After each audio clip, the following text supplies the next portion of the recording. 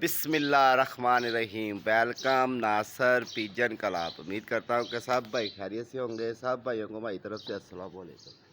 लो जी दोस्तों, आज ताहिर इधर गुफ्तगू को रास्ता अस्सलाम वालेकुम जी भाईजान। चौथी तो आ रहा जी साफ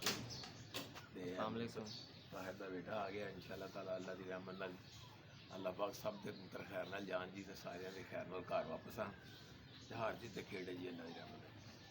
ये मोहरा लगन लगियां जी नाल जी लो आओ बिस्मिल्लाह। सही है छड़ियों बार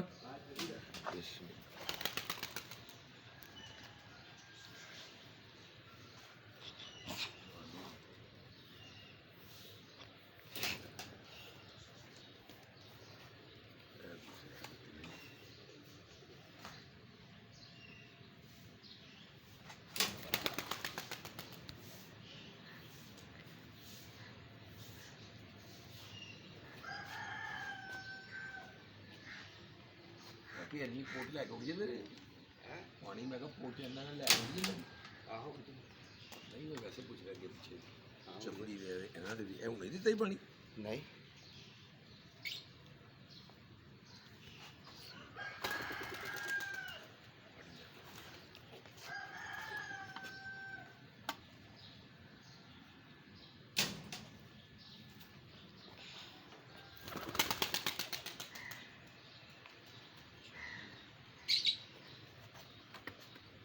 माटी देना पारो हाल है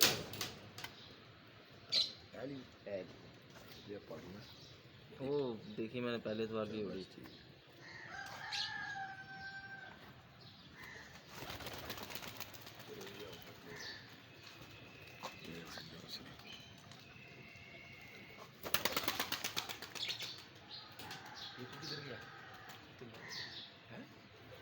लगे देखिए कुत्ते ऊपर चल ठीक हो गया छूटे जाओ बिस्मिल्लाह कर चले जाओ चलो आप जाओ कर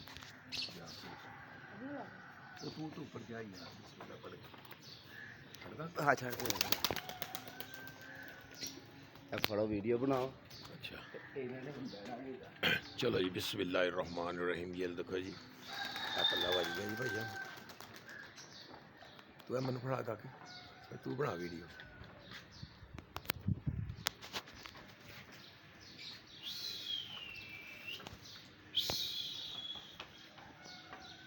लो जी आज उस्ताद जी खुद ही झंडी मार रहे हैं जी।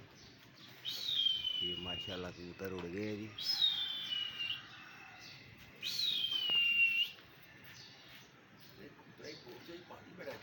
क्योंकि लै जाएंगे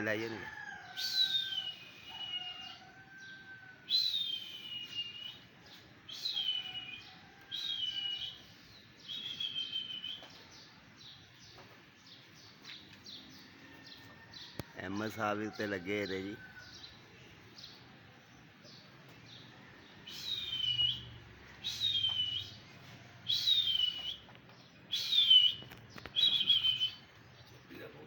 चपड़ी का ही मुँह थले गई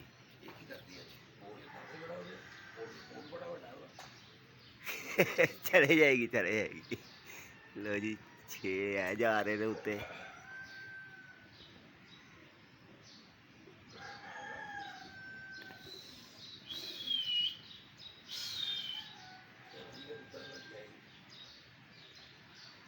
लो जी 6 है जा रहे ने माशाल्लाह।